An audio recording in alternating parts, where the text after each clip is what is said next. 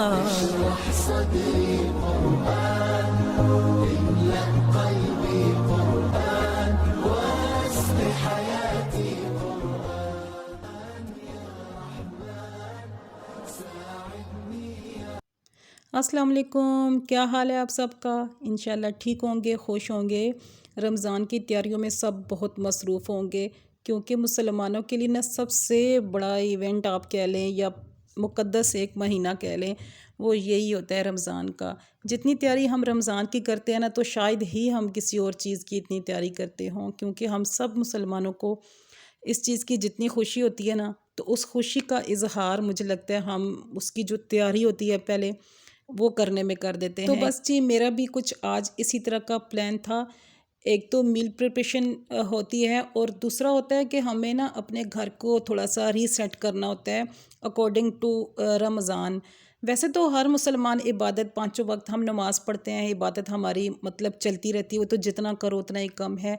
लेकिन स्पेशली जब रमज़ान आता है ना, तो एक स्पेशल जगह को मखसूस करना चाहिए। मुझे लगता है ऐसे कि आपको जब दिल करे आप नमाज़ पढ़ रहे हों। नमाज़ें भी थोड़ी लंबी होती हैं। ज़्यादातर नमाज हर इंसान का दिल करता है कि कोशिश यही होती है कि जितनी इबादत रमज़ान में कर सकते हैं, लंबी लंबी नमाज़ें पढ़ लें, तस्बीहात कर लें, कुरान पाक ज़्यादा पढ़ लें। तो उसके लिए ना एक कमरा या एक जगह ऐसी मखसूस ज़रूर करनी चाहिए, मुझे लगता है। तो बस उसी की आज मैंने थोड़ी सी करनी थी, सेटिंग करनी थी। आज है थर्सडे मॉर्निंग, तो फटाफट मैं ये कैंटीन की जो तैयारी होती है सुबह की रोज़ाना की, वो मैं कर रही थी। जो चीज़ पकनी होती है, मेरी कोशिश ये होती है कि कुछ मैं चीज़ें घर से बना के लेके जाऊँ, कुछ वहाँ बनती हैं। तो आज मैं घर में बना रही थी हलीम, और साथ बनाई थी मैक्रोनीज़। रेसिपी शेयर इसलिए नहीं करूँगी क्योंकि हलीम मैं डब्बे वाली बना रही हूँ, और मैक्रोनीज़ की पहले मैं 2 दफ़ा शेयर कर चुकी हूँ। तो इसलिए आज ना फटाफट खाने वगैरह बना के तो जो दूसरा काम है वो स्टार्ट करते हैं। मेरी हेल्पर भी आ गई थी, वो बाकी सारी चीज़ें उधर ले जाएगी, वहाँ पे जो कुछ बनाना हुआ फिर वो वहाँ पे बनाएगी। कुछ एक दो चीज़ें वहाँ पे बनाते हैं। तो यहाँ पे इसलिए मैं बनाती हूँ कि सुबह मैं घर का भी कुछ काम कर लेती हूँ, बच्चों को भी मतलब टाइम टू टाइम जा रहे होते हैं यूनिवर्सिटी मस्जिद जहाँ भी जाते हैं, तो साथ साथ मैं ये चीज़ें कैफेटेरिया की जो ना तैयारी वो भी कर रही होती हूँ, तो ये मुझे ईजी लगता है। तो अभी मैं हेल्पर को उधर भेज दूँगी, वो वहाँ पे सारी सेटिंग देखेगी, क्योंकि हमारे घर के पास है, तो इस चीज़ का मुझे बहुत एडवांटेज है। मुझे किसी सिस्टर ने पूछा था कि आप भी कैफ़ेटेरिया या फिर कैंटीन कैसे खोलें?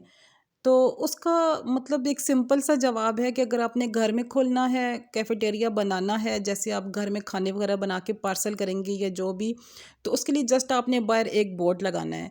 अगर आपने किसी स्कूल या किसी हॉस्पिटल या किसी ऐसी जगह पे खोलना है, तो वो किसी रेफरेंस से इसका ठेका होता है, आपको वो लेना होगा, तो बस आप वहाँ जाके खोल लें। ये कपकेक आप देख रहे हैं, ये घर में एक बच्ची ने बनाए हैं, तो उसने दे के भेजे हैं हमारे कैफ़ेटेरिया में कि आप इसको आप ही सेल करें।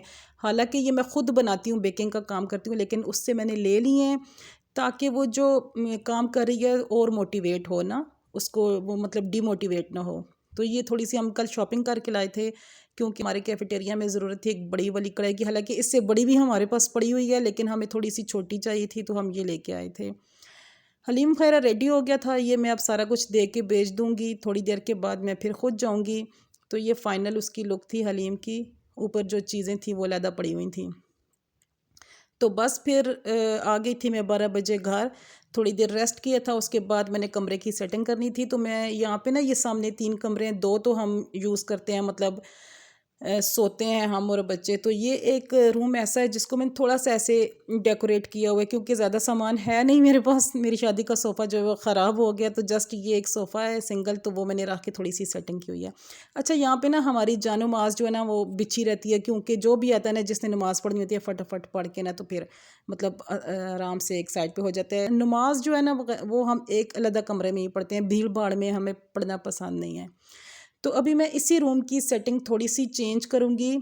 अभी तो एक जा-नमाज़ बिछाई जाती है ना, ज़ाहिर है रमज़ान में फिर तरावी पढ़नी होती है, इकट्ठी नमाज़ मतलब पढ़ते हैं सब, क्योंकि अगर एक-एक पढ़ेगा तो फिर बहुत देर हो जाती है, और इकट्ठी पढ़ने में मज़ा भी आता है।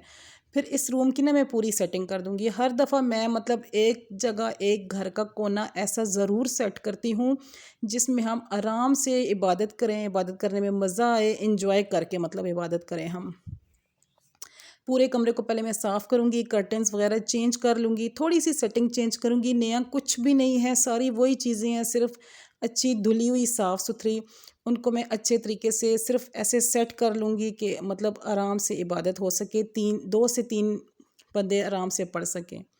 तो सारी बस वो मैंने खिड़कियाँ वगैरह साफ़ कर ली थी। खिड़की को सबसे पहले मैंने साफ़ करके इसके ऊपर कर्टन लगाया था, क्योंकि ये गली में सारा कुछ नज़र आ रहा था। शाम का टाइम था, लाइट लगी हुई थी, तो बाहर से सारा नज़र आ रहा था। तो सबसे पहले फिर मैंने ना कर्टन लगाया है। डीप क्लीनिंग कर ली थी अच्छी तरह से। थोड़ी सी अगर इंसान सेटिंग चेंज करे ना, उससे क्या फ़ायदा होता है कि पूरे जो कोने वगैरह होते हैं वो साफ़ हो जाते हैं अच्छी तरह से।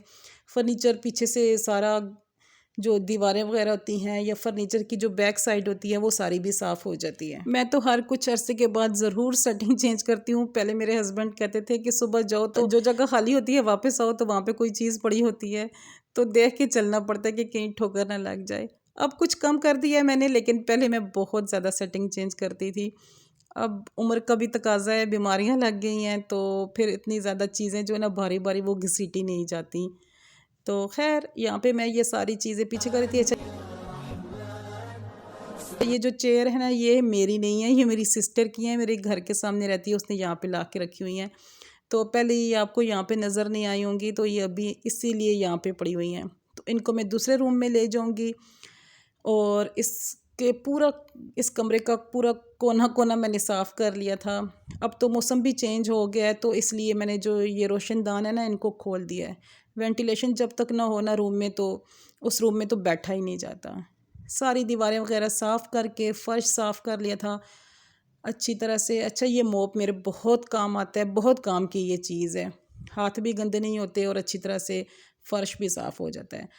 मेरी बेटी ने चाय बना ली थी, वो यूनिवर्सिटी से वापस आई थी, तो देखा उसने मामा काम कर रही हैं, तो उसने खुद ही चाय बना के चावल गर्म किए हैं। हाशिर ब्रेड ले आया था, बस ऐसे ही ला के रख दिए, तो मुझे भी बुलाया, मामा आप भी आके चाय पी लें। चाय वगैरह पी के फिर बस मैंने ये कारपेट बिछा ली थी, इसको अच्छे से साफ़ करके टेबल भी रख लिया था। अच्छा, ये जब मोप मैंने लिया था ना, उसके साथ ये 2 मुझे मिले थे ना मोप स्टैंड के साथ लगाने वाले, तो एक मैंने रख दिया था कि कोई ऐसी जगह होती है ना कारपेट वगैरह, उस पे हर तरह का मोप बंदा नहीं लगा सकता, तो उसके लिए मैंने रख दिया था। तो अभी मैं उसी कारपेट के ऊपर से ये अच्छी तरह से साफ़ कर दूँगी, ताकि इसके ऊपर हम जानमाज़ वगैरह बिछा सकें। साफ़ करने के बाद इसको दोबारा से मैं डीअटैच कर दूँगी और इसी पर्पज़ के लिए रख दूँगी। कोई कारपेट वगैरह साफ़ करना हो ना, तो फिर दोबारा से अटैच करके तो साफ़ हो जाएगा। और वैसे भी हमें कारपेट्स के लिए ना अलग से मोप रखना पड़ता है, या फिर अलग से कोई कपड़ा रखना पड़ता है उसको साफ़ रखने के लिए। तो इससे ना ये हमारा मसला हल हो गया है कि 2-2 मोप हमें नहीं रखने पड़ेंगे। फिर बस मैंने अपनी जगह पे सारी चीज़ें रख दी थी, जैसे-जैसे मैंने रखनी थी। एक कोने में ये वॉज़ रख दिया था, सामने टेबल रख दिया था। सामने टेबल इसलिए रखा था कि वहाँ पे कुरान पाक वगैरह रख लेंगे, तस्बीह वगैरह रख लेंगे। जब भी किसी को कुरान पाक पढ़ना हो, तस्बीहात पढ़नी हो, तो मतलब सामने पड़ी हों, आराम से इधर-उधर तलाश ना करनी पड़े, सामने हर चीज़ पड़ी हो। एक्स्ट्रा जान-ए-नमाज़ रखनी पड़ती है। जब तरावी पढ़ते हैं तो उसके लिए खजूरें वगैरह साथ रख लें कि इंसान साथ-साथ खाता रहे और साथ-साथ पढ़ता रहे। ये कुरान पाक मुझे इतना पसंद है, इतना पसंद है। मेरे पास ऐसे 2 हैं, एक तो हस्बैंड मेरे पढ़ते हैं, तो दूसरे से ना हमारी लड़ाई होती रहती है। कहता है मैं इसमें पढ़ूँगा, दूसरा कहता है मैं इसमें पढ़ूँगा। तो इंशाअल्लाह ताला जब अल्लाह ताला मुझे लेके जाएंगे तो दोबारा मैं ऐसा लेके आऊँगी। ये तस्बीह भी मक्का मदीना की है, या मक्का से मेरे भाई लाए थे, हज करने गए थे, तो ये भी बहुत ही प्यारी तस्बीह है। अच्छा, अगर आपके पास ये वाली काउंटिंग वाली तस्बीह है तो आप इसको ज़रूर रखें, इससे तरावी काउंट करने में बहुत आसानी होती है। तो बस ये फ़िलहाल ये इतनी चीज़ें मैंने रखी थी, तो जब इंशाअल्लाह तरावी पढ़ेंगे तो साथ कुछ और खाने पीने की चीज़ें ऐड करनी हुई तो फिर वो रख लिया करेंगे इंशाअल्लाह ताला। इबादत को जितना इंजॉय करके करेंगे ना, उतना ही मज़ा आएगा। आप उसको एहतमाम से करें, भागने वाली बात ना करें। आराम से स्पेशली टाइम ले के सारे अपने बखेड़े ख़त्म करके तब इबादत करें। सोफ़ा मैंने पीछे रख दिया था, हालांकि इसका कोई काम नहीं है, लेकिन इसकी जगह थी तो मैंने रख दिया था। जो कारपेट है सेंटर में, इसके ऊपर हम जानमाज़ रख देंगे। अच्छा, मेरी बेटी कह रही थी कि मामा ये कर्टन इसके साथ मैच नहीं कर रहा, तो आप ये वाला ना लगाएं। मैंने कहा कोई बात नहीं, साफ़ सुथरा है, बस यही काफ़ी है। ज़रूरी नहीं है कि मैचिंग हो, बस हर चीज़ साफ़ होनी चाहिए, पाक होनी चाहिए, ये मैटर करता है। तो ये है जी रूम की फ़ाइनल लुक, बिल्कुल साफ़ सुथरा, कोज़ी कोज़ी ये रूम हो गया था। और मैंने आज ज़ोर की नमाज़ भी इसी में पढ़ी है। और यहाँ पे सारी जानमाज़ वगैरह मैं धोने के लिए डाल दी थी मशीन में, ताकि अच्छे से साफ़ हो जाएं। और ये देखें, ये सूखने के बाद मैंने बिछा भी दी हैं। ये है इसकी फ़ाइनल लुक।